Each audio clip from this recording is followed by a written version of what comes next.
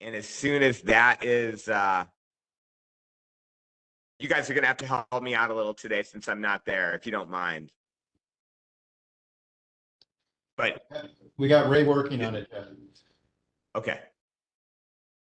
Oh, they're in. Okay, we're in. We're good. Okay, great. Well, thanks everyone for joining. We always appreciate having members of the public or the media joining us. And so good to see everyone on the board this morning. Why don't we go ahead and call the meeting to order? Penny, do you want to please take roll? Yes. Dr. Smith, I'm here. Ms. Rios, Here. Dr. Garza, Here. Dr. McBride. Here. Gotcha. Dr. Hendricks Here. and Bishop Hankerson. Here. We have a quorum. Great. The first item on the agenda is approval of the September meeting minutes. Penny, thank you very much for sending those out. I had no concerns or questions about those. Would anyone, I would like to move for the approval of those meeting minutes. Is there a second? Second. Is there any discussion about the minutes?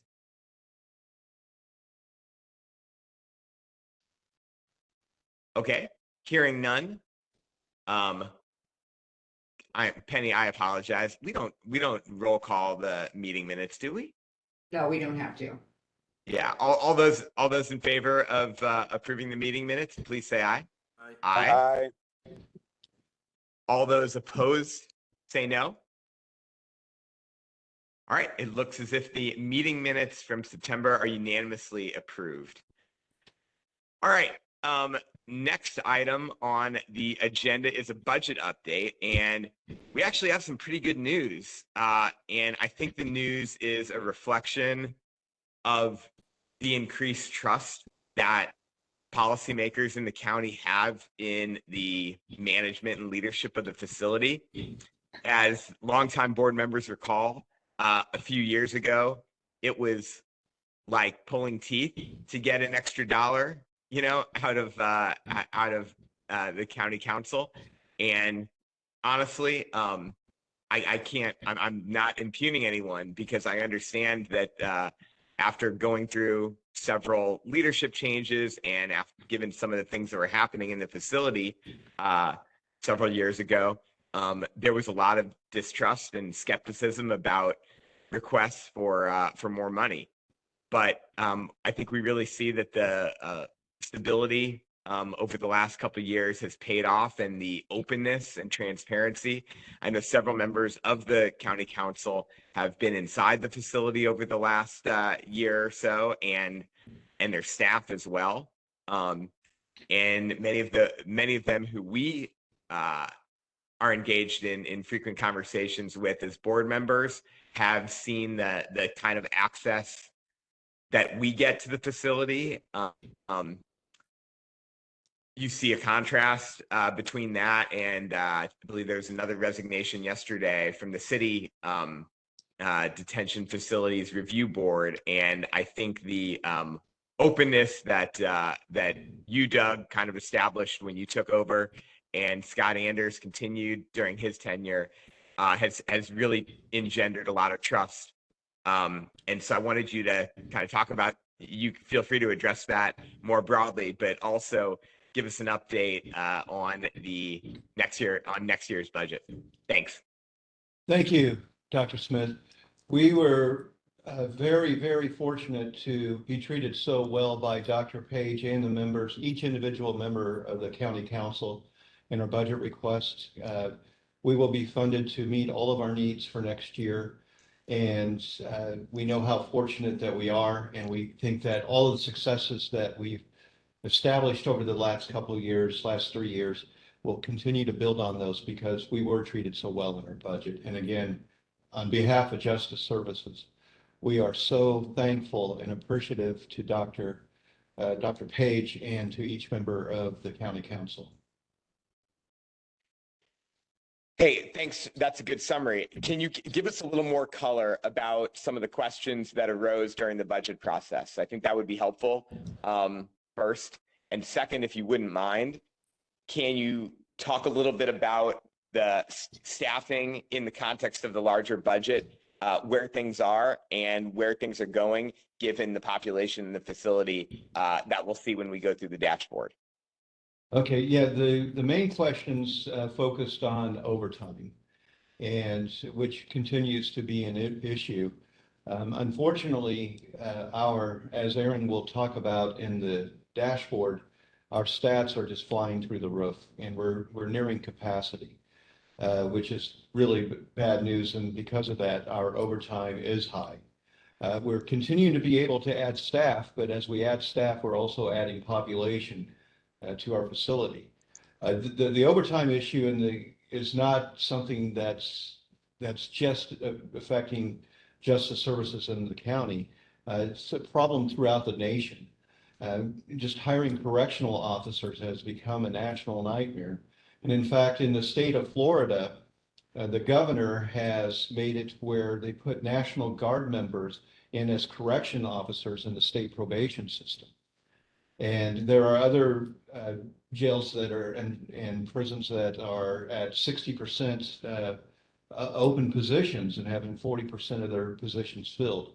We're significantly higher than that. We're probably about 80%, 85%, making strides. We got a class going as I speak of 22 additional recruits. And we're just, I think, ahead of the curve compared to all of our sister and brother agencies and corrections throughout the country. Yeah, that makes sense. I know we'll see this in detail when we get to the dashboard, but what we're around 1,100-ish, Yes. and that's up from we were in the 8s, not that long ago. So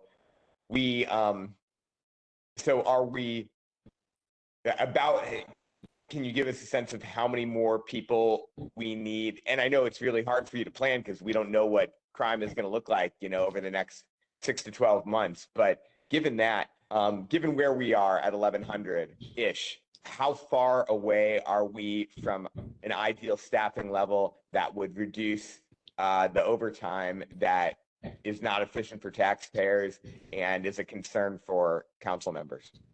Taking a guess without looking at all the documentation, my guess would be 25 to 30 additional officers. Okay. And you're including that we're starting 22 new ones? Yes. Okay. Probably 2 or 3 of whom won't work out for some reason fairly quickly, I'm guessing is usually yeah. Okay.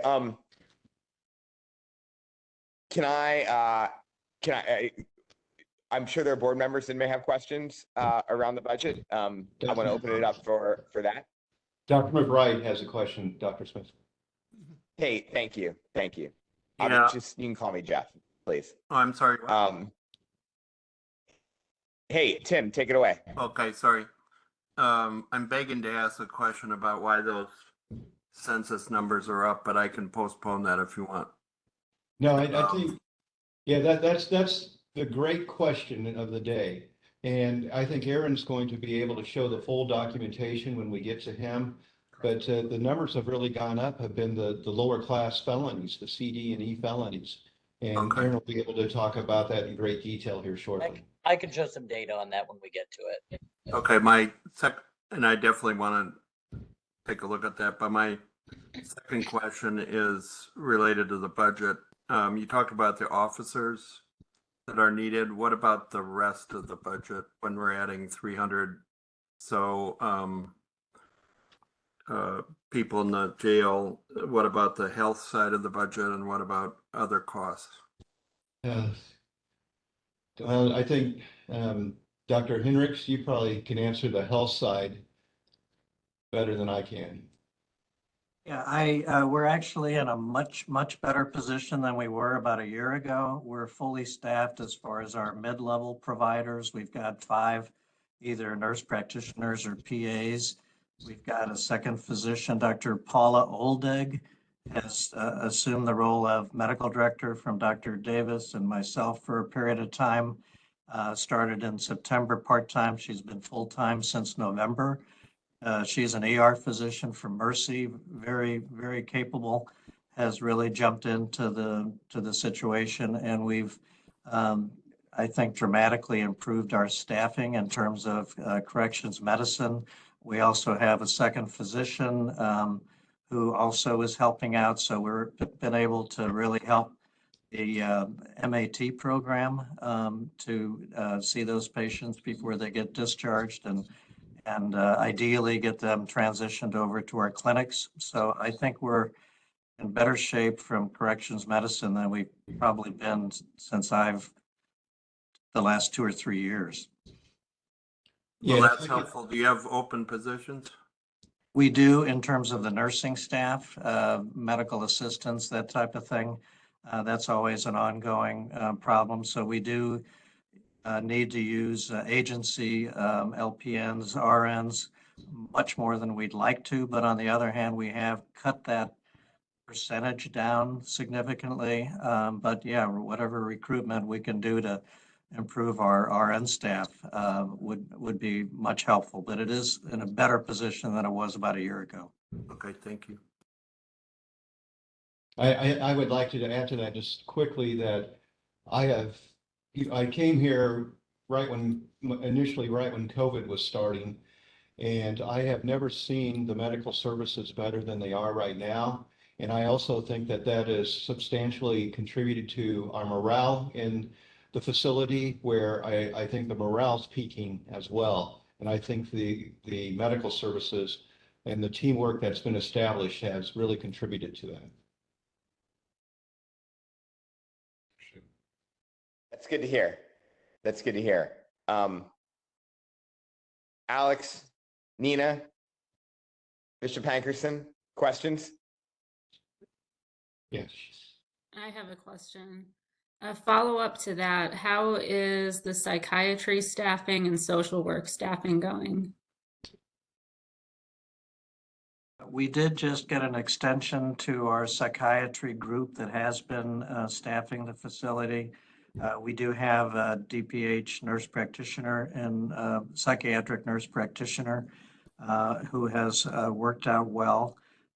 We are boosting our social work situation. We have put out an RFP for the psychiatric services, so I don't know how much feedback we'll get on that, but obviously we would like to have a more stable situation with that group. But it's much better. You may recall more than a year ago, the only psychiatrist we had was staffing us from Arizona, where she did telemedicine on all of her appointments, which obviously has its own challenge in a prison situation. So having them on site has helped quite a bit more, but we still have a challenge with that. Thank you. So Jeff, I'll just add that I agree that I think this is, as far as I can remember, one of I think we're in like the best place that we have been for a long time for medical services in terms of staffing. And I think that's in no short part due to Dr. Cunningham's efforts as well. So very impressed with what she's been able to do. And good to see you, Jim, again. Thank you, Alan. We appreciate what you guys have been able to do in a tough staffing environment. And honestly, it's just good to hear from you guys and not have it be like a crisis. You know what I mean? I mean, because it was sort of a rolling crisis for a couple of years, of just desperation. I remember at the height of the pandemic, you guys reported that you were paying like $230 an hour to try to get traveling nurses, to come in, and they were just, it was having a huge impact, on the budget. And it's great to hear that you've reached, a level of stability. and it sounds like retention has improved. Certainly coming out of the pandemic, and you know, these things are just kind of a virtuous circle. You know, the better the better things go, the better the morale in the facility, the better the work environment, the more people seem to be staying for longer. So these are all you know, good things happening on the health side help things on the security side, and vice versa. So Tim, I know you just asked something in the chat, and I am looking at it, but I'm not used to to doing this on my phone. Oh, you don't have to look at it necessarily, but you know, I might ask just publicly. I've seen all the news. You know, it's kind of sad what's going on with the city jail. And you know, every time I see those headlines, I'm glad it's not this jail, but I don't want to say that I'm happy about one thing and when there's something bad is happening down the street. And my question is, does that spill over to this jail in any way? Do we have any repercussions for us? I don't think so, but I'm just kind of curious. It's a good question. Sorry, to the extent that that's not on the agenda, I think that we would need to not discuss that at this point. That would be my advice. Okay. I'm confused, but Yeah, I okay. mean, Sorry, I couldn't hear the response. it's a question stemming from our conversation around staffing. Yeah, I mean, being in, I've been inside. This obviously a question more for Doug to answer than me, but I have been inside a few times in the last couple months for various reasons, and I sensed nothing different. Okay, that's fine. It did not feel tense, being in pods. I was actually, visiting a detainee a couple times, and so was inside pods, and just morale among detainees and staff felt very positive on the floors that I've been on. So I certainly haven't sensed any repercussions from some of the challenges happening in the city. Doug, you're free to address or not address, but that's my take from my visits recently. I would agree with you completely.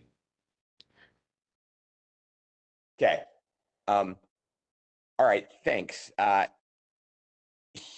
Yeah, hearing nothing else on, no other questions on the budget.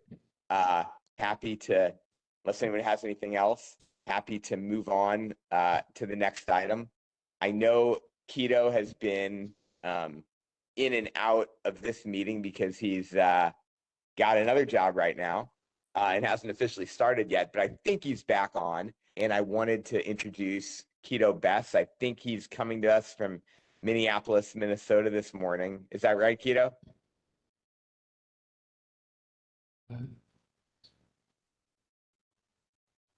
you hear me? Yes. We can hear you. Okay, I'm like Jeff. I'm like you with this virtual. I'm all out of whack with the different virtual platforms right now. But yes, I'm in Minneapolis, Minnesota. So good morning, Dr. Smith and the advisory board, and Doug and staff there. Good morning. Good morning. I wanted to give you a chance. I've been blessed to have a chance to spend some time with you over the last couple months, and get to know you a little bit, and try to be a sounding board on your real estate search, for a home here for your family. You got a lot of kids and a lot of considerations here, and get a chance to kind of share the mission and goals of the Justice Services Board with you, and hear more about your vision, and hear more about some of the things that you've accomplished, and more about your career trajectory. And I would love it if you could take a few minutes and share a little bit about that trajectory with the board, and maybe a little bit about your recent accomplishments in Minneapolis, and perhaps talk about your vision for the St. Louis County facility. You mind doing that? No problem. So just starting with the trajectory, I would just indicate that since 1993, I've labored in the criminal justice arena, beginning first with the courts of Miami-Dade County, where I served as a student intern, but in the capacity working as a courtroom clerk, actually helping to process jail arraignment cases that circulated through the system, as well as having the opportunity to labor in the domestic violence unit for a period of time in county court as well. In 96, my work then shifted from the courts, especially after having graduated from college. My work shifted from the courts to the Florida Department of Corrections, where I then served as a correctional probation officer, and then later in the internal affairs as a correctional officer inspector. So I have been certified as a state Florida probation, as well as a state of Florida correctional officer, because you do have to go through state certification for both in the state of Florida. In 2000, I returned to community corrections, working with U.S. probation and pretrial services. And I say return because when I started in Florida as a probation officer and then got promoted to correction officer inspector, that took me to the prison side. So after spending some time in the prison side, I returned to community corrections, working with the U.S. Probation and Pretrial Services Office in the Southern District of Florida, which is Miami. And then later, I got elevated to the position of supervisor and then assistant deputy chief, both in the Southern District of Iowa, Des Moines, Iowa, where I had the opportunity to actually meet while he was chief, your current director, Director Doug Burris, as he was chief in the Eastern District of Missouri. For the last 14 and a half years, I have served in my present capacity as chief U.S. probation officer, having left in July of 2009, the Eastern District, having left the Southern District of Iowa, Des Moines, for the Eastern District of Louisiana, New Orleans, and I've served as chief in New Orleans for 9 years, from July 2009 to October of 18. Then I relocated to Minneapolis, Minnesota, where I presently serve as chief probation officer here. In Louisiana, I was responsible for at least 13 parishes with respect to federal probation services, and then later federal probation and pretrial services, because we consolidated. And then now in Minneapolis, I'm responsible for an entire state of federal supervision services for both probation and pretrial. As chief, I've worked to educate the public and transform how stakeholders view community corrections. Again, inspired by some of the work of Director Burris, I have incorporated multiple evidence-based practice programming while serving as chief in Eastern Louisiana and in Minnesota, which impacts our community supervision program. I've also instituted in-house educational programming. In fact, in Eastern Louisiana, we had an in-house GED program that we ran, where I remember one of our pretrial defendants actually obtained her GED through the program that we did in-house. And I've increased the use of our Second Chance Act funds, which helps to address emergency and transitional services for our persons under supervision, both in the probation and the pretrial services area. In Louisiana, I started 2 reentry court programs, one focusing on alternatives to imprisonment as opposed to revocation. And then we also focused on a front-end reentry court program where I worked with the U.S. Attorney's Office, then U.S. Attorney Ken Polite, who we helped set up a program that ultimately resulted in a dismissal should folks complete the program successfully. So it was a true diversion type of program, whereas on the back end for post-conviction, if you completed the program, you got a year off of your term of supervised release. I presently serve as a board member for the National Association of Pretrial Services.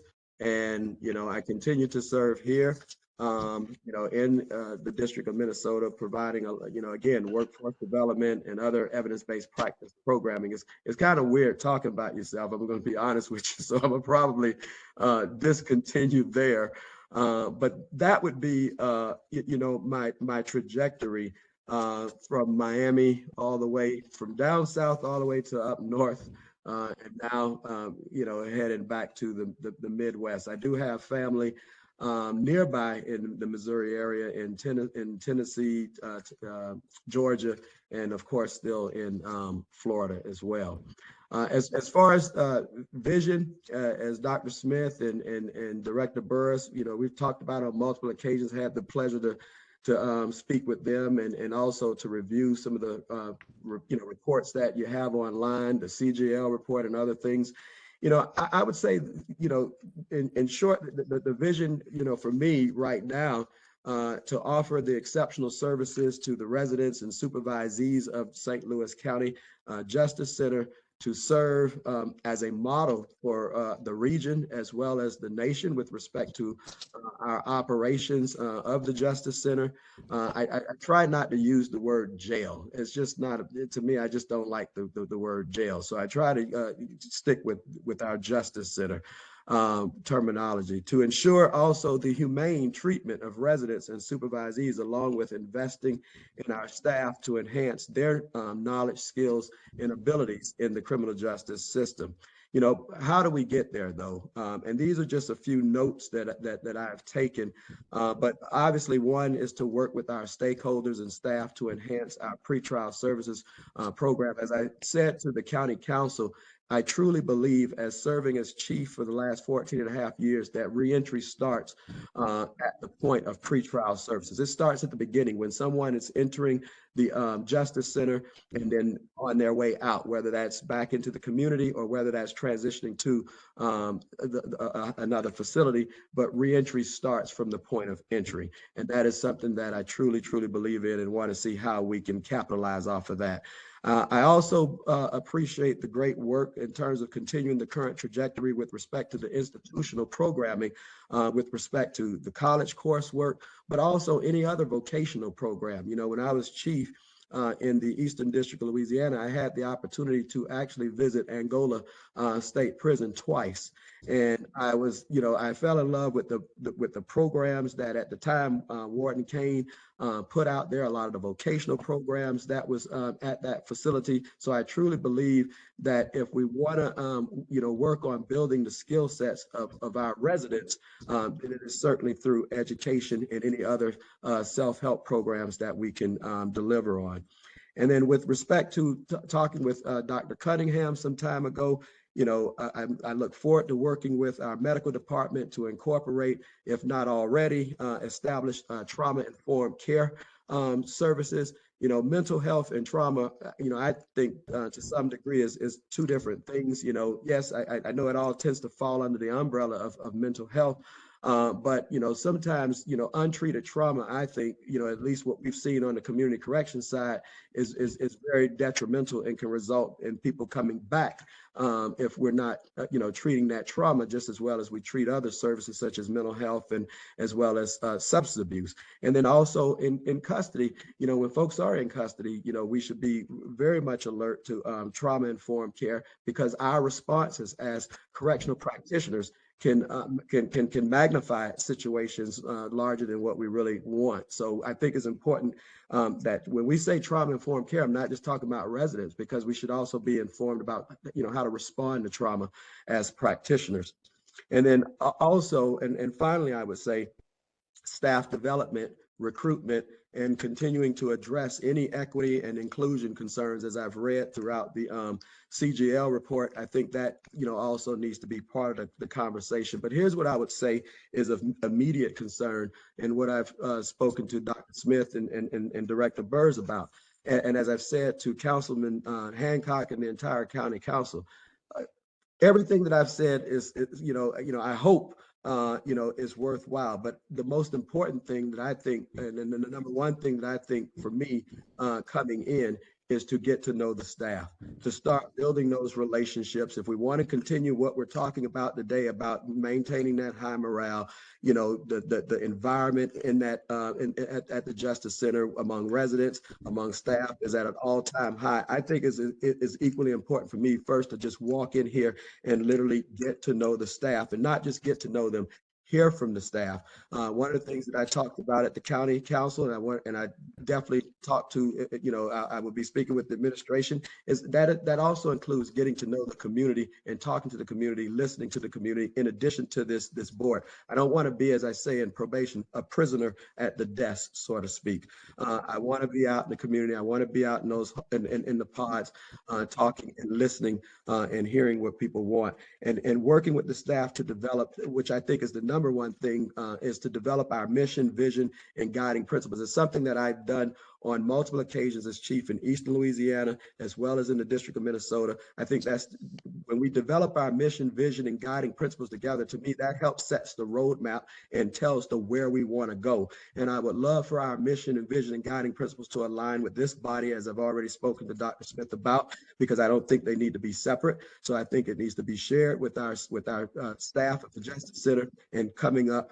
with what we believe is going to be suitable as a collective body. So working on our mission, vision, and guiding principles, and then just working to make sure that we have the staff, that we have everybody on board that could get in that vehicle and help drive towards further success. So to me, I think that is what of immediate concern, and I look forward to joining everyone and collaborating some more.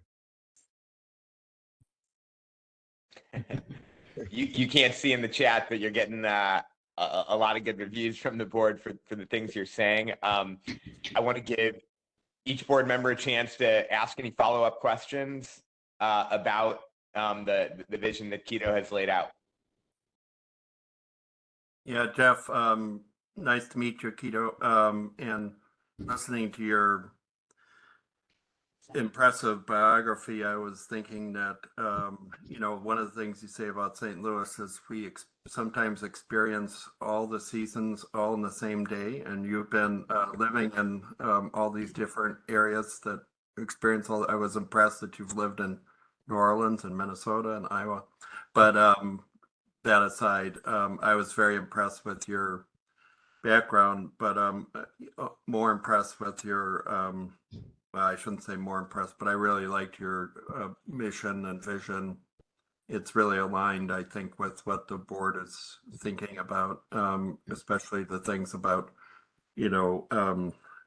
pulling in the staff, getting them on board, and the community aligned, and the county council and all that. We've been at, I think Alex, Jeff, and I have been on this board, and so it was recomprised under the new county executive, and I think we've made a lot of strides under the previous directors to improve what's going on in the Justice Center, and I agree with your use of that term as well. So everything you said is a home run for me. So good luck. Thank you. Thank you. Jeff, can I add something to that, please? Of course. I want to just share how Kito has already walked the walk and not just talk the talk. When I told him that on Thanksgiving Day, I was bringing donuts for the workers that morning and to say thank you to the employees, he said, "What time are you going to be there?" And he traveled down from Minnesota and met me here at the jail at 7 o'clock in the morning on Thanksgiving Day, and spent several hours in the jail with me, where we went and talked with staff and some of the residents. That's awesome. That's awesome. Well, yeah. Loving everything we're hearing so far. Heartened that you have such a background in community corrections and reentry. It's great to see someone, hearing what you said, that reentry begins with entry, and that first point of contact, as you and I discussed recently, those who have an experience inside of a correction facility that exacerbates their trauma, increases their alienation from society and the state, and increases their anger, and just estrangement from other people, almost guarantees a return, to the system after they leave. Conversely, the approach that you've articulated that focuses on personal growth, safety, well-being, education programming to address people's needs reduces the likelihood that we'll see them again. And, that you immediately say that there should be one vision shared between the leadership of the facility and the board is really heartening to us. So thanks for taking a few minutes away from your day job this morning. We're excited to have you. We're sorry you have to deal with another Minnesota winter before you get down here, but good luck getting through that, and look forward to seeing you again soon, because I think you'll probably be back before your start date. Your start date is mid-February, is that right? February 12th. Okay. And Dr. Smith, Cool. add to that real quickly, on February 9th, there will be a formal swearing in for Mr. Best that Friday before he starts. And of course, all the board members and the public for that matter will be invited. Okay. Well, What is the what time day is of that? Is that a event? Friday, you said? Yeah, that's Friday, February 9th at 3 p.m. Okay. I will put that on my calendar. I'm Well, driving. thanks. Could I get an email with that information, please? Yes. Thank Bishop you. will make sure, and you will receive a formal invitation to it. Thank you so much. I appreciate it. Okay, thanks again for joining us, Keto. Have a good weekend. Thank you. Happy holidays to everyone. Okay, you as well. All right. Well, that was great to hear from him. Speaking of ceremonies and celebrations, I think there's one this afternoon at the facility that I'm hoping to get to. And Doug, I'm wondering if you can share a little bit more about our college celebration today. Yes, one of our best community partners is the St. Louis Community College System. And they have gone out of their way to help us offer college courses to our residents here. And it's become one of the most popular things that we've done. The number of people that want to get involved continues to grow. And what we're going to do just real quickly here is show a local media report that ran on our last celebration. So we're going to go to that real quickly.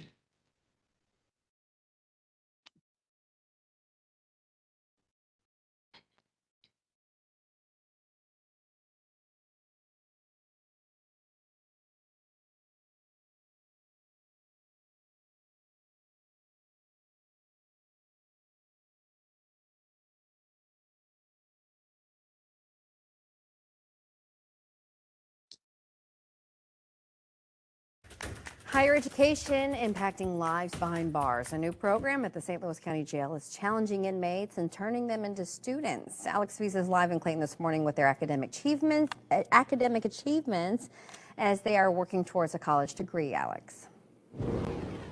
Michelle, good morning. The program is called PACE. That stands for Progress Attained Through College Education. Now, multiple national studies have shown nearly half of all inmates who participate in such education programs do not reoffend. That is leading to a cut in crime and giving people like Christopher Robinson hope. While these sounds are common inside St. Louis County Jail, these sounds are not. I guess because I've taken college classes before, so I was kind of already into it before my incarceration. St. Louis Community College Chief Academic Officer Dr. Elizabeth Perkins says the PACE program features curricula designed to prepare people who are incarcerated for any future higher education opportunity. It is the exact same course that our students receive at any of our campuses or online. I enjoy coming here. Dr. Jamie Christie teaches History 101, and she says her students understand the irony of where their classroom is located. They'll be the first to tell me, well, we violated the political or the social contract, right? And that's why we're here. So, sometimes we have some really interesting conversations about that very thing. I know what you're thinking. What else do they have to do? Everybody involved acknowledges being incarcerated focuses your thinking. Robinson says education has impacted him personally. With different COs or different inmates, I'm able to reason and use my logic in order to divert those situations from maybe possibly getting out of control. Research has shown there's a 43% reduction in reoffending among inmates who participate in education programs, whether they continue on with their higher education or not. It's a chance for them to transform their lives. Or even if they are transferred to a Department of Corrections. A lot of those Department of Corrections places have prison education programs with four-year institutions. Now, the partnership between St. Louis Community College and St. Louis County Justice Services began back in January. Each class inside the jail has about 12 to 15 students. Coming up at 6 o'clock, wait till you hear about their grades. You won't believe the GPA these students have. Live this morning in Clayton, Alex Fees, 5 on your side.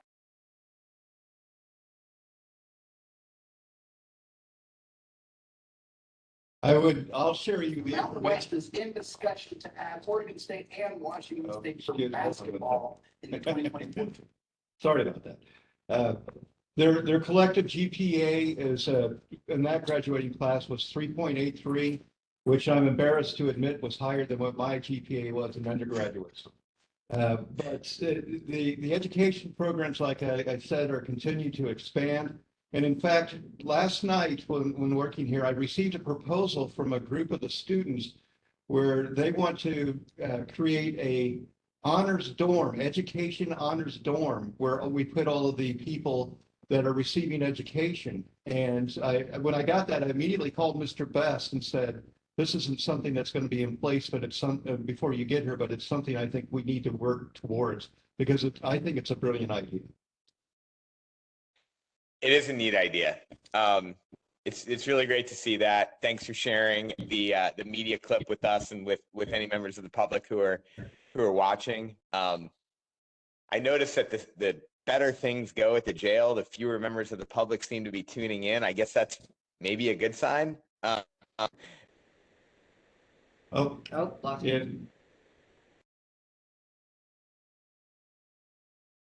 I do wish that more people could see some of the positive things going on, since the way that media operates, if it bleeds, it leads. And so they cover, riots in correctional facilities ad nauseum, but very rarely cover some of these positive stories. So hopefully maybe some members of the media will attend the graduation today. I can say I've been to a few of those college classes in the facility, and having taught at the university level for about 15 years, I've certainly never had a group of students pay as close attention to the lesson as I saw happening inside the facility. Part of that's probably a function of the fact that they don't have phones, whereas university students are pretty preoccupied with them. But I thought the teaching, the instruction that I saw it really was no different. The level was no different than I would see at Washington University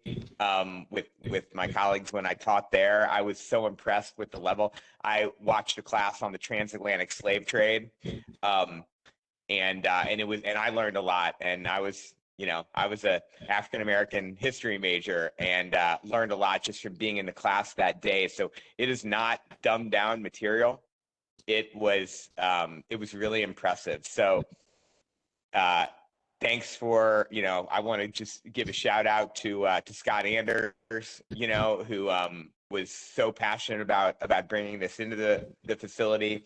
I love, the way that you're taking it to the next level.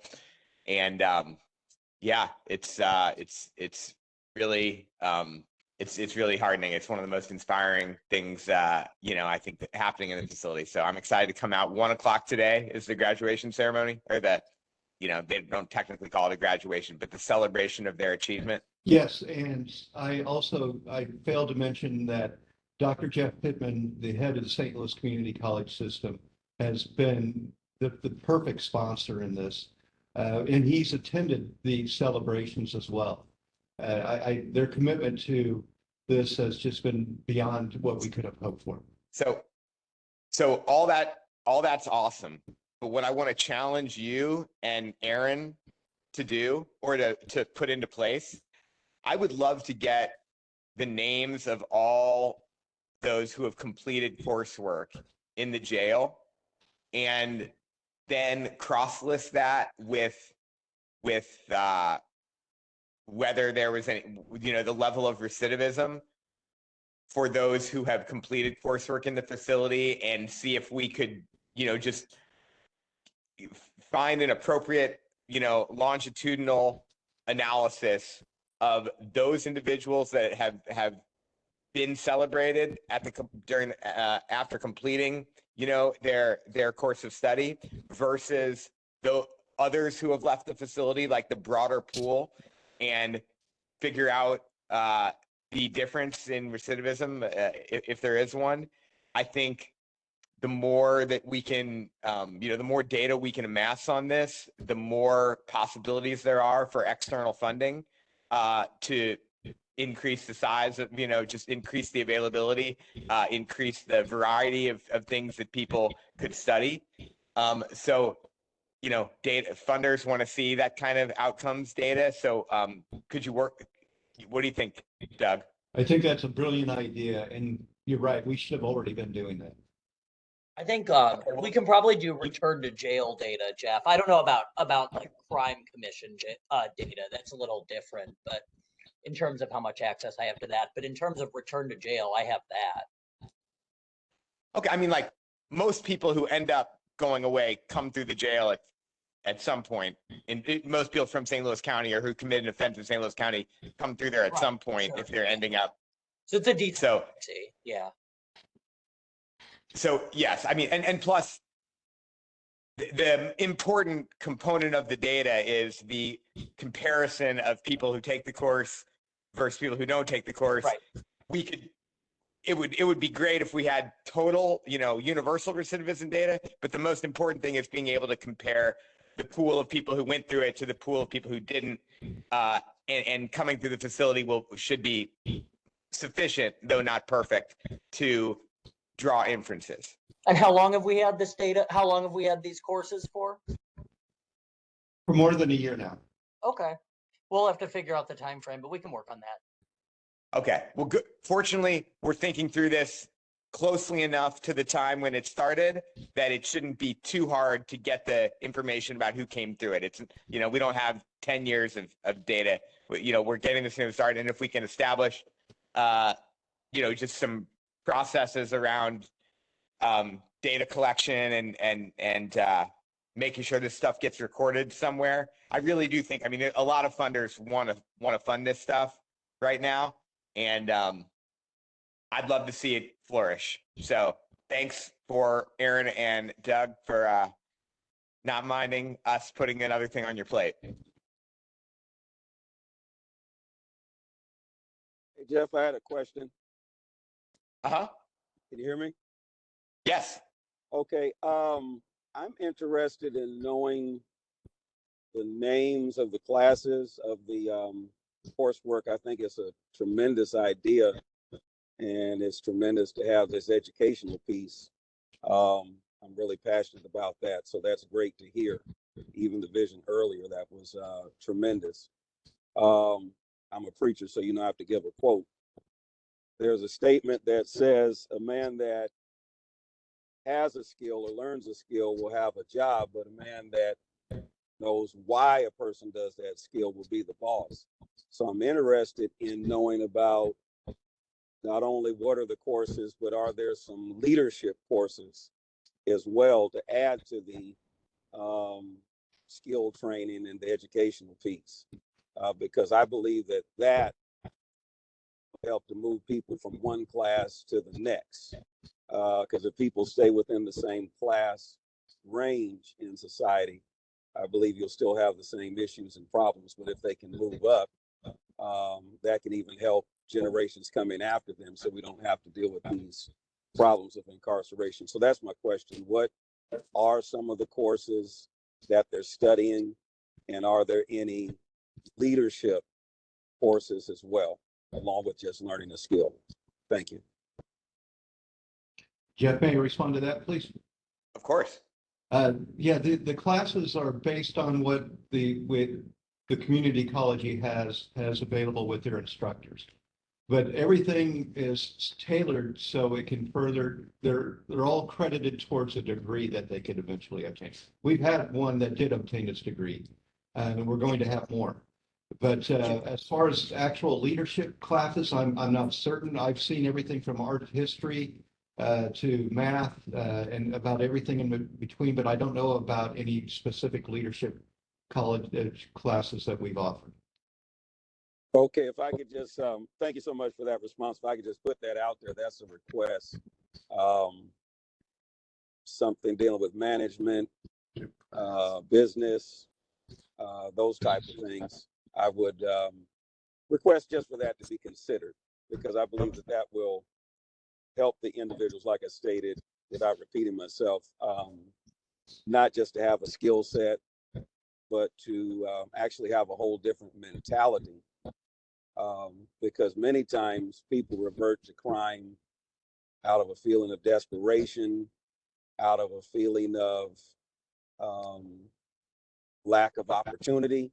So if in these courses they learn that there are other opportunities, there are other ways that you can utilize your skill set, you can make a difference, things like that, I believe that will make a change. So I just want to put that out there. Thank you so much. Yeah, Bishop, that makes perfect sense, and I will run with this.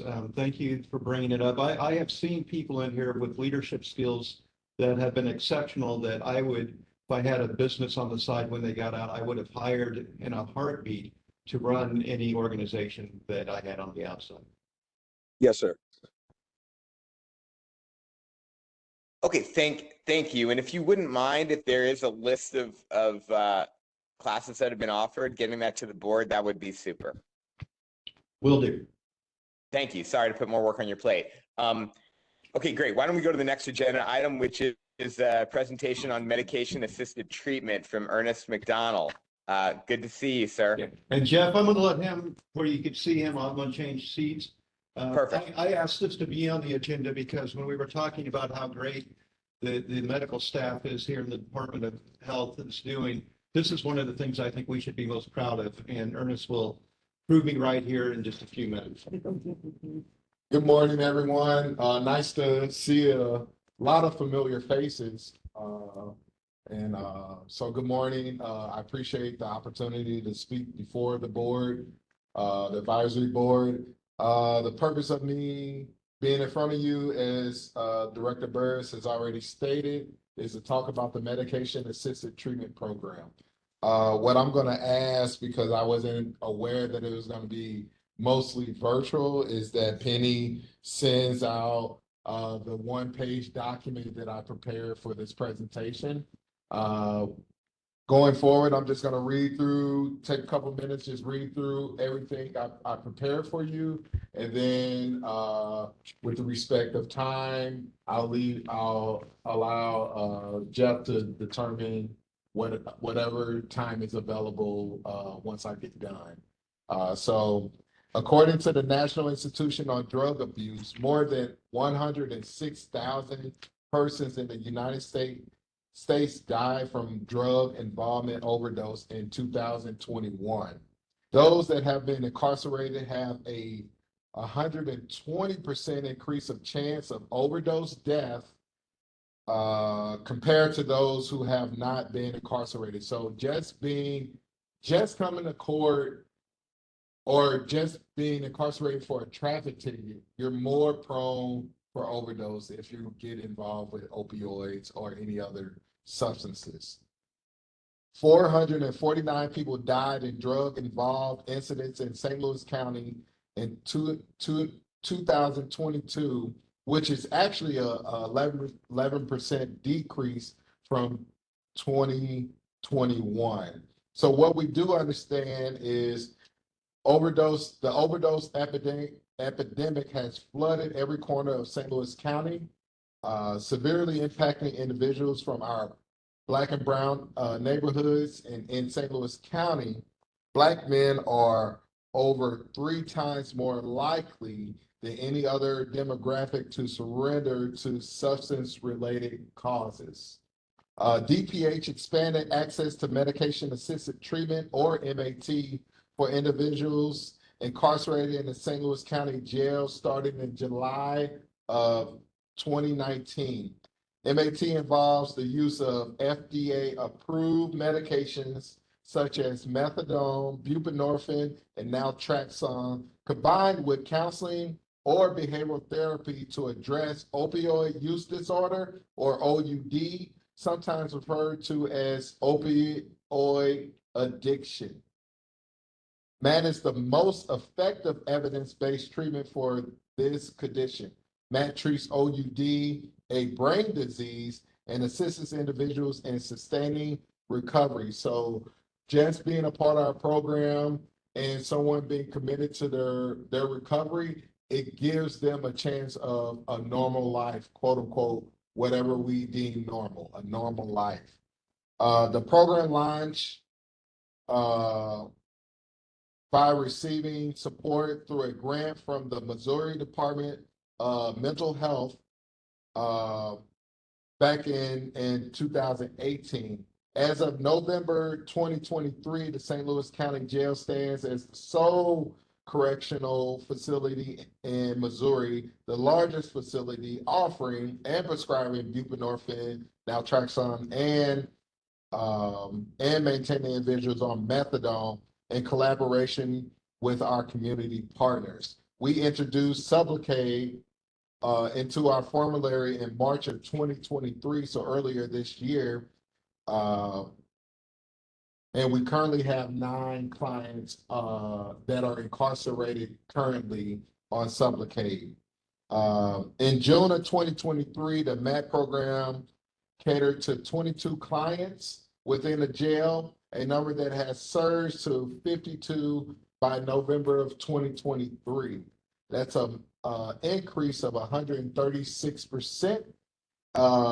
Since over the last 3 months, our average client count in-house has been about 58 individuals, which is a 163% daily average. Our participation in the 9-month planning initiative beginning in September of 2023 on behalf of the DOJ, or United States Department of Justice, and the Bureau of Justice Assistance, or BJA. We started that initiative in September. Our action plan for this grant, called Building Bridges, is to create treatment pods or MAT pods, enhance services in our booking area or intake services area, improve our training and education for clinical, non-clinical residents and DJS staff, and improve our telehealth capabilities. That's all I prepared for the advisory board today. I'm gonna defer to Jeff for opening up for questions or any additional information that might be needed. Yeah, I appreciate that. A few years ago, we started, the board talked a lot about trying to really have a systematic approach involving MAT. It's great to see everything coming to fruition. We appreciate your hard work. Thanks for deferring to me, but I'm going to defer to Alex, Nina, Tim, people who know a lot more than I do kind of about this topic. I'll just make some general comments, Jeff. It's really great to hear the success of the program and that it's growing. It's unfortunate that this is such a big problem in our community, in our society, and it's particularly challenging in the incarcerated population. And so, and I know Dr. Cunningham has, I believe she has special training in opioid addiction. She does. So that's all the much more emphasis on this at the facility. So really excited to hear all the progress that's been made. One of the things I just want to say real quickly in response to that, Alex, when I was incarcerated, the level of care was like almost primitive. Like you would go in because you had some, I saw people go in with pain in their arm, and they would go in and come out with no teeth because the medical care just assumed that people that had other ailments were rooted. There were so many people that had that were addicted to meth and came in as a result of a meth addiction that had horrible oral health due to that addiction. And so the just blanket presumption was that if you pulled out people's teeth, that would fix other things in their body. Now, I get that oral health does have broader implications, but to see it be the kind of catch-all response, it was literally like a primitive system. And in correctional facilities, to see a correctional facility that, as opposed to that, is like on the cutting edge and really doing, evidence-informed stuff that would be really good treatment outside of the correctional setting, and something that not a lot of people are even able to take advantage of, particularly in rural America, is really heartening to see our jail be, on the front lines, on the leading edge of this. So thanks. Anybody else have questions or feedback? So just to add, as people are gathering their thoughts, part of our program, a huge part of our program is the discharge piece. So everyone that is connected with our program is continued, whether it's with DPH or other community providers, to assist with them continuing their sobriety, their recovery while in the community. So I did want to add that.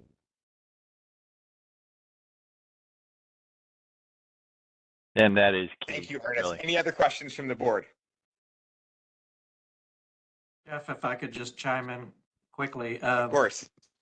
The electronic medical record that we use in the jail, these residents that go on this program really become our county DPH patients. And when we can transition them to the clinic setting to continue their MAT, it's a combined electronic medical record.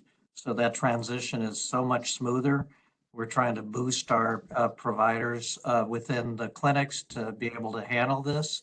And Ernest has been wonderful with that. So I just want to, we're kind of in a unique situation where we're able to, because of our clinic situation, transition these patients into continuity of care that they wouldn't have in most other locations. Great. Thank you, Dr. Heinrichs. All right. Anything else on that?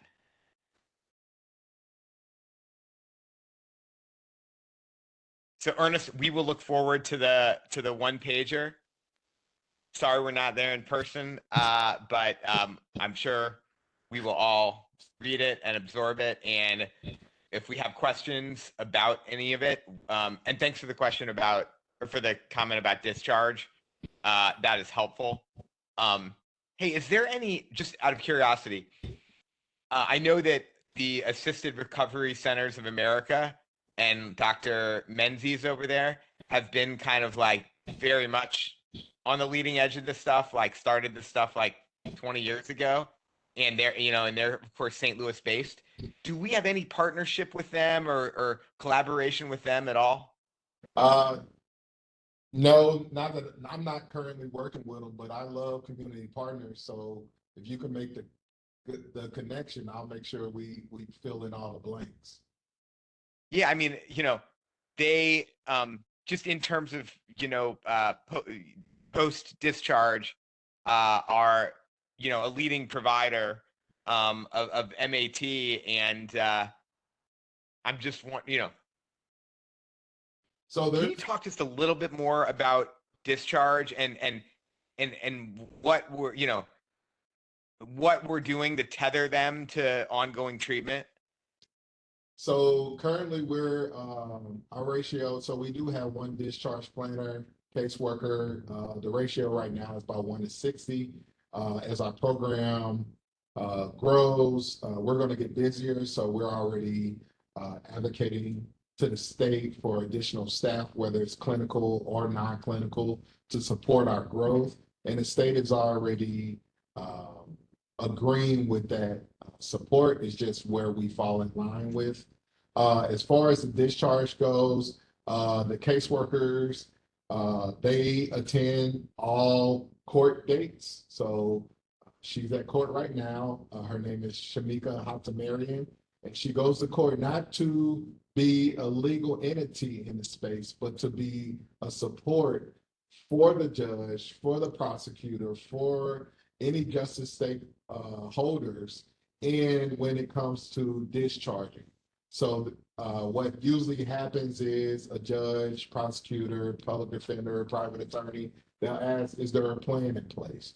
Well, typically, a plan in place would be a referral for primary care and MAT services with Department of Public Health, or it could be with Affinia, it could be with Peoples, it could be another FQHC or private provider in the community, ARCA, a plethora of providers.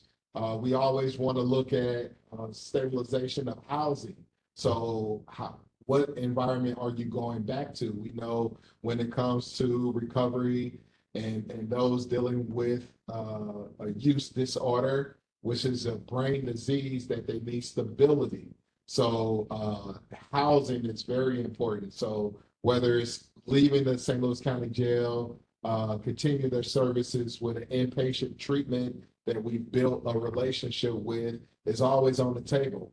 But outpatient, inpatient treatment, the best form of evidence, the evidence-based model tells you that you pair the medication with therapy. So we're always trying to follow the model, even though the state of Missouri is a medication first state. So we at least will support any individual with their medications, continue their medications through a delivery service. So we know barriers exist when it comes to transportation upon exiting the jail. So we work closely with various pharmacies to deliver their medications, their MAC meds, up to 30 days to allow a time for them to continue their services with their first community appointment. That makes sense. Okay, thank you for that great presentation. That was really helpful and something there'd been a lot of interest in on the board for a few years, and it's great to see it being executed. So, thanks, Ernest. All right, thank you. Okay. Oh, yeah. All right. Why don't we move on to the dashboard? Aaron? Okay, I will share the dashboard screen, and then I want to share one other piece of data. So let's do the dashboard now. Okay, so as Doug mentioned, our population increase lately has just been really off the charts. We are at I don't think it's yeah, there we go, 1082 today. We did hit 1100 the other day. If you also include people who are in intake, which this doesn't, then it usually adds about 30 or 40 people. So I think this morning, if you included it, people who are in intake, we were, over 1100 total in the facility. So it's been rough lately, no question. A couple things that I wanted to highlight from some of the various windows is that, one thing I wanted to highlight is that in the last couple months, we have seen, numerically, we've seen an increase in use of force, but overwhelmingly, it's been an increase in the number of restraint chair incidents, not tasers or pepper sprays. So I just wanted to get ahead of that and, preempt any questions we had about that, showing that this is the use of force increase in the last few months has been overwhelmingly an increase in the lowest severity kind within this categories. So that's for use of force. As far as some of the ways in Hey, which Aaron. yes, So green is the chair. green chair, yeah, Yellow is pepper spray. and then you'll red see- is a taser. Yeah, and you'll see that the yellows are about the same height of bar over the last few months. You know, you can see they don't change Yeah. that much. So we're seeing this as is often the case because restraint chairs are so much more common. But I just wanted to reassure that this is not primarily due to an increase in serious use of force. Yeah, that's helpful. Thank you. I want to get into the composition of the jail in a little bit, and I want to show some data that gets more into that, but I want to skip over that just for now and save that for a few minutes from now. As for the supplemental dashboard, we were low on hospital posts this month, which was good. Doug had mentioned overtime hours. We do still have about 4,700 overtime hours as of last month. It is high, but it isn't as high as it was when we had almost 7,000 2 years ago, which is a good thing. But the one I wanted to focus on from the why did it do that? Okay, there we go. From the supplemental dashboard is that you look at the resident to corrections officer ratio. Since June, we have gone from over 7 to 1 to almost 5.5 to 1. And that is despite going up about 150 people in the jail in that span. So the jail has increased by about 150 residents over the second half of the year, yet the resident to corrections officer ratio has gone down substantially. And that is due to the overwhelming decrease in the number of open correctional officer positions.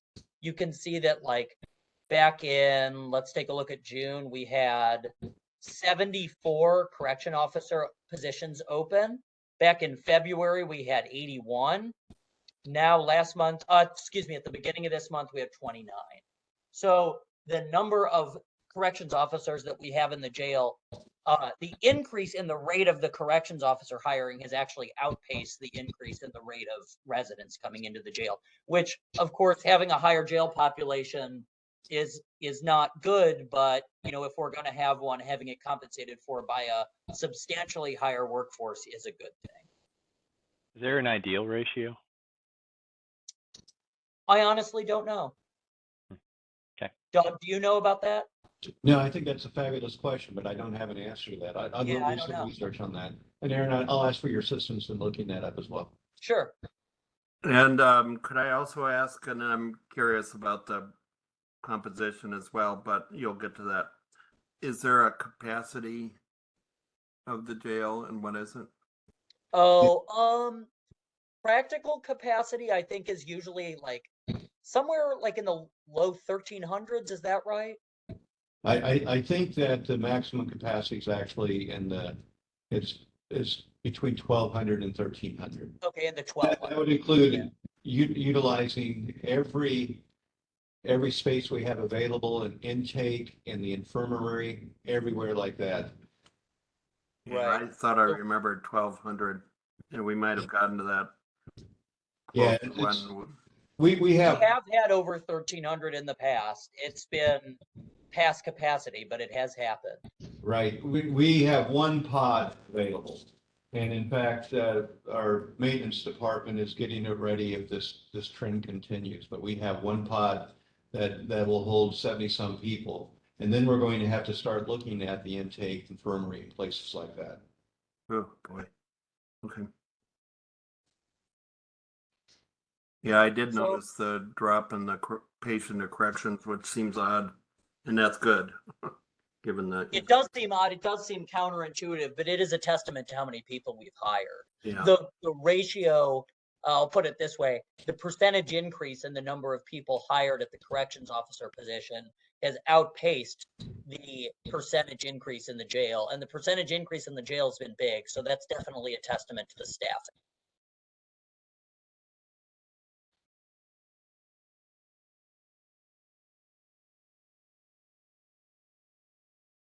Okay, I want to zoom in just for a second on a couple of these categories down here. The dashboard data is nice to look at, but it is kind of aggregated to the month level. So what I wanted to do real quick is took out a spreadsheet that just pulls out a few of these points so that you can actually see the numbers a little more clearly. You can basically deduce this data backward from the dashboard, but I want to show. This is a snapshot. Is this showing up? Yep. This is a snapshot of how the population has changed compositionally over the past year. So at Christmas last year, we were at 758 people, and now this week we're at 1086. This is an increase of about 330 people, but of that increase of about 330 people, almost 200 of it is accounted for by low-level felonies. But what's really stark is the difference in the way that the low-level felonies have been distributed throughout the year. So if you look at the first half of the year, if you look from Christmas time last year to June of this year, you see an increase in the jail population from 758 to 952, which is about 200 people. Of that increase of 200, you'll see that the CD&E felonies went up about 60. So 60 is about 30% of 200. So in the first half of the year, the rate at which the CD&E, the lower level felonies were increasing was not substantially higher than the rate at which the overall jail was increasing. It was relatively proportional to the overall jail increase. But then if you look at June to now, the second half of the year, you'll see that the population's gone up about 130 people, and that's almost entirely due to an increase in CD&E felonies. So the first half of the year, we saw a substantial jail increase that was relatively evenly distributed across different severities of charges, whereas in the second half of the year, we've seen a substantial jail increase that's completely, entirely concentrated within low-level charges. Hey, Aaron. Yes. And Doug. Has there been some breakdown with the population review folks from MacArthur and that collaboration with our management? Yes, we do it every week. Okay, so no breakdown there. No breakdown? I mean, like not breakdown, but like they focus on. I mean, one of their focuses is finding ways for these lowest level felony people to have community supervision.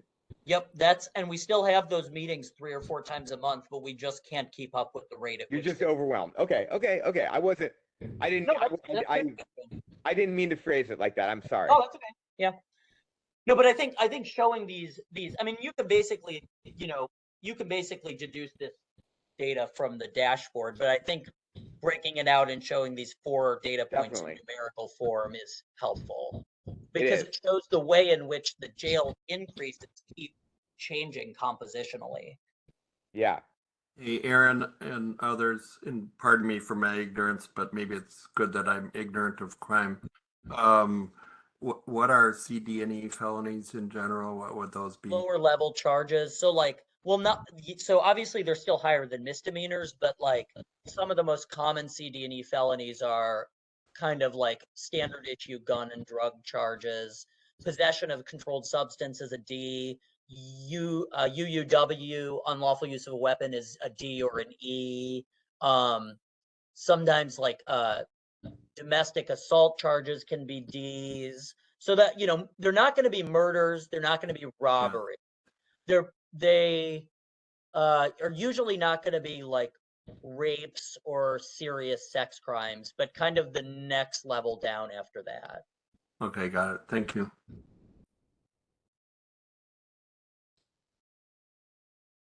No, this is very helpful breakdown. I don't need to pull up the data, but I will say that about between 40 to 45% of the entire jail has a gun charge. Wow. Okay.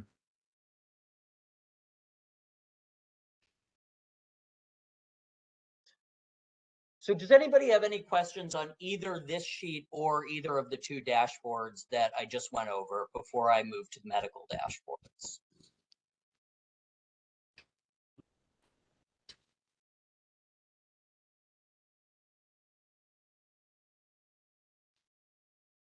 All right, Jeff, should I move on? Yeah, let's go to the corrections medicine.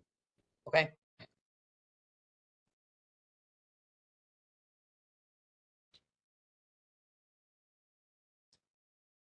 All right. I don't have as many things to share from this, but one thing that I did want to share that I noticed in the data over the past couple months is that if you look at the percentage of provider visits for mental health disorders, we've seen a pretty substantial increase. I do want to caveat this by saying we had some data issues with some of the late 2022, early 2023 data, which I'm still trying to get to the bottom of this. I think some of these numbers might be off a little bit, but even if you start from July, we've seen this number go in an upward direction to the point where the percentage of provider visits for mental health disorders is actually over the 50% line for the first time since mid-2020.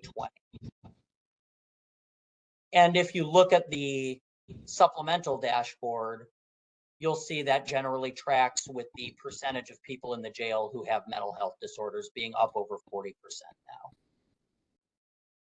Yeah, I was going to point out the same thing, that graph, the percent was. That's the only really main thing that I noticed. I guess you could also correlate that with the fact that the percentage of people going up to a psych clinic visit has gone up the last few months as well. I don't have the expertise to know whether that's substantively correlated with this, but it does look as though the mental health disorders have been on the rise for a few months. So Aaron, do we know if that's just an artifact from having increased access? I have no idea. I just don't know. I mean, when it comes to the context of this data, I don't have the same kind of context as with the DJS dashboards, but it was just something I noticed and wanted to point out. Yep. Thank you. I wonder if Jim has any comments on that.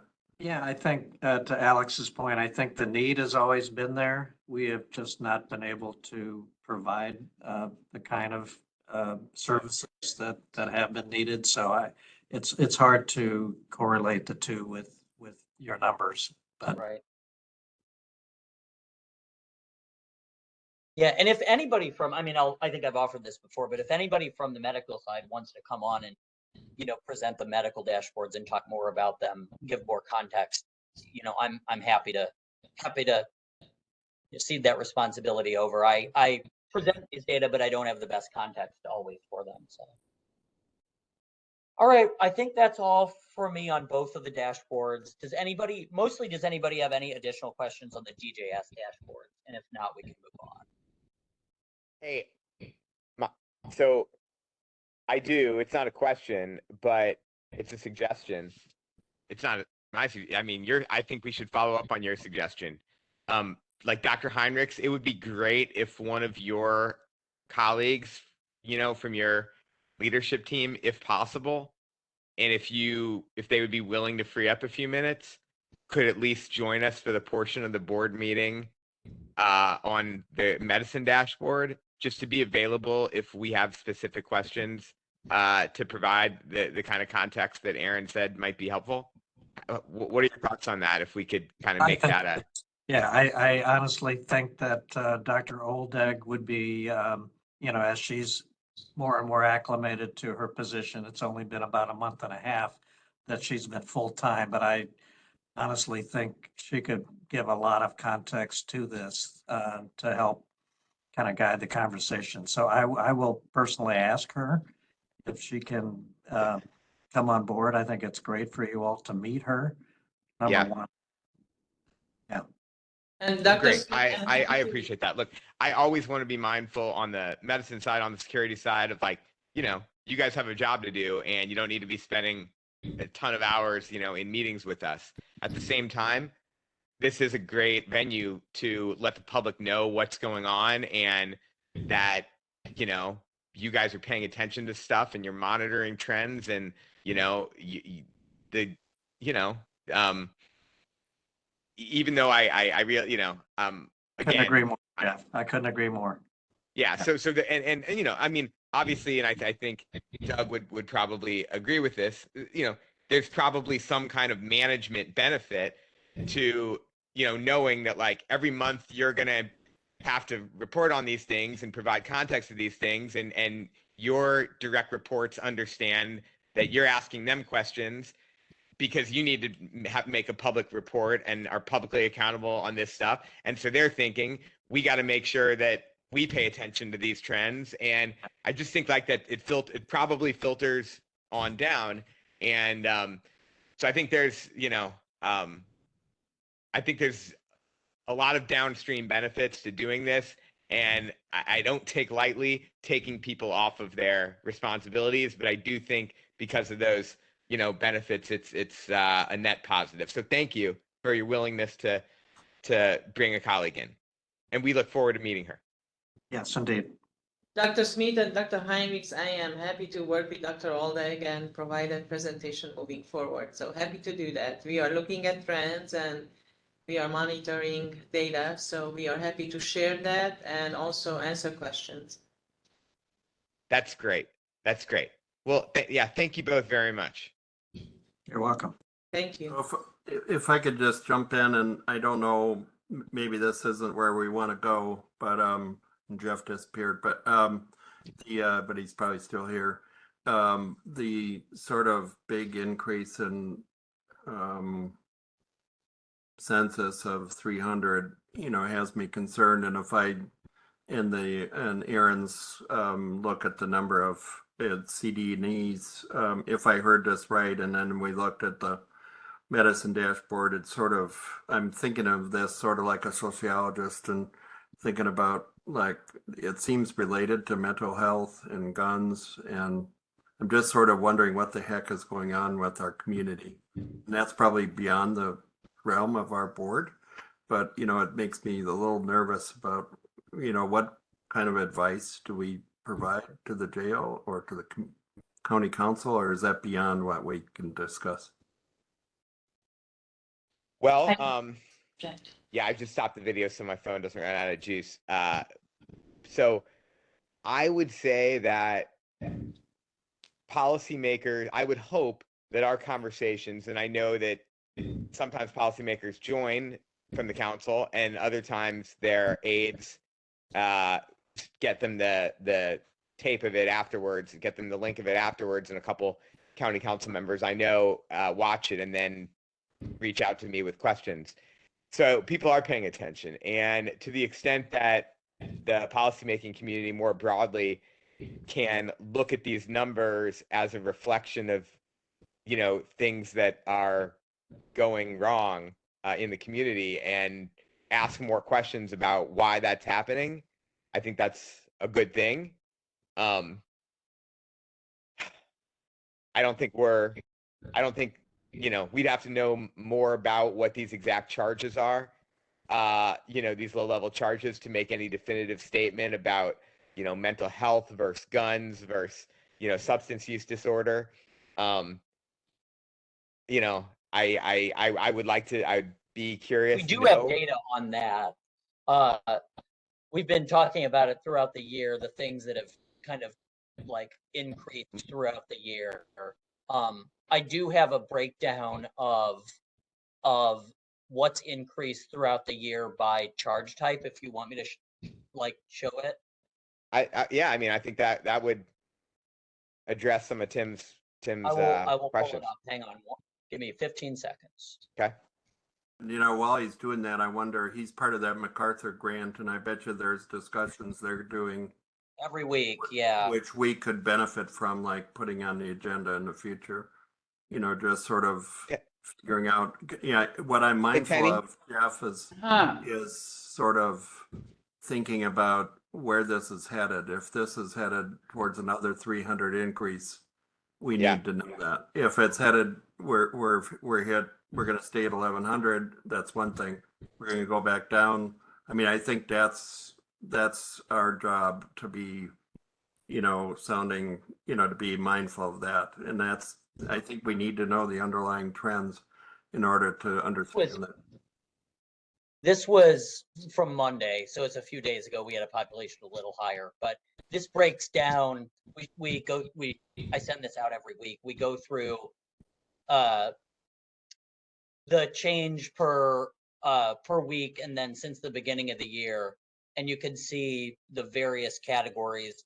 Guns have gone up a fair amount. Drugs have gone up from a relatively low base number. Resisting arrests have gone up a lot. Burglary and stealing have gone up a fair amount. So this is just kind of the breakdown of, this shows the breakdown of kind of how the jails changed over the year. This is very helpful because it does show what you're saying. It's not the high level felonies. It's No. It's the murders about the same, robberies about the same. These are two of the highest. Even like sex and child abuse cases aren't up that much. It's all this, second tier, lower level CD and E felony stuff.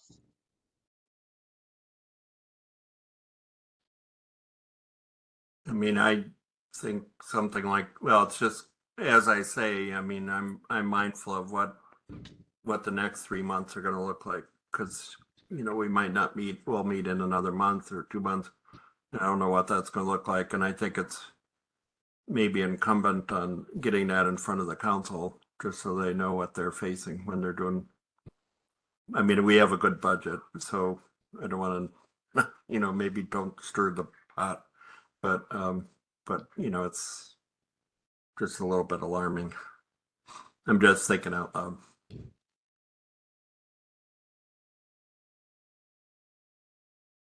That's Agree with very you, Tim. helpful, Aaron. Thank you.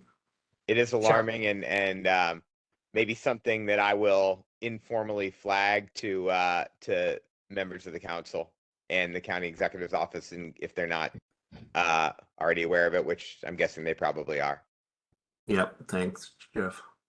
Thanks, Aaron, as usual. Thank you, Aaron. Yep. Any other dashboard questions? I was just Penny? gonna ask Aaron if this can be trended over several years. This, it's a little hard to look at 11 months. It can, but it's on all over the place. Like, I mean, we were, I think 2.5 years ago, we hit a point right when we had the cancellation of the federal contract, when we were over 1,000, and then we dipped down to 750, and then we've gone up to almost 1,100. And before that, it's taken wild swings too. I mean, we bottomed out at 700 at the beginning of COVID, but then just 2 years before that, we were over, like almost 1,300. So you can look at the dashboard. I think starts the data in 2020, so you can see the daily population line since then over 4 years. It'd just be interesting to see what the pandemic, during the pandemic, what the types of crimes were. Well, I will say this. So I don't have exact data on this, but I think I have a pretty good proxy. Before COVID, we actually had a distribution of low-level felonies in the jail that was pretty similar to what it is now. When COVID hit, we went way down on low-level felonies because one of the biggest priorities was, actually, I should say, it was a combination of COVID and MacArthur initiatives that took the number of low-level felonies in the jail from over 400 back in 2018 to, I'm just doing this off the top of my head, but I think it got under 100 at a point just like maybe 2019 or 2020. And then the composition of the jail has over time shifted and kind of returned to what it looked like more like 5 years ago, which is about 1,100 residents with 300 to 350 low-level felonies. So you kind of see the last 5 years going all over the place, but sort of returning back to where it was all before all the big swings. I will say this, That return to where we were 5 years ago, though, has all happened in the last year. I mean, at Christmas time of 2022, we had 750 residents, 170 low-level felonies. I mean, it was completely different. So this is all concentrated. This is all concentrated within 12 months. Aaron, the one thing we haven't talked about, though, correct me if I'm wrong, but from 2021 to 2022, the number of bookings actually decreased slightly. Yeah. It's gone up substantially this year. It has gone up substantially, but it has, the rate at which the population has increased has far outpaced the rate at which people have been booked into the jail. This is secondarily a problem of people coming into the jail, and primarily an issue of the fact that, you know, CD&E felonies just aren't being released at a rate that's comparable to the rate that they're coming in. You know, we're seeing, not that there aren't more of them being booked, because there are, but I would say an even bigger contributor to the overall math is the fact that it's been hard to get them out. There's a lot of reasons for that. It's complicated, but it's been hard to get low-level felonies out. Okay, well, why don't we put on the agenda for the next meeting? Could we get a report from the MacArthur team, do you think? Doug?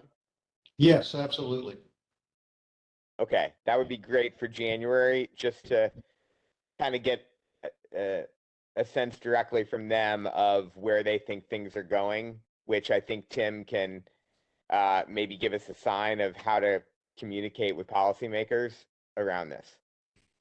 Okay. Our MacArthur program coordinator is unfortunately leaving next week, but maybe Beth Hubner would be able to talk about it. We'd love to see Beth again. Yeah. Okay. Sounds good.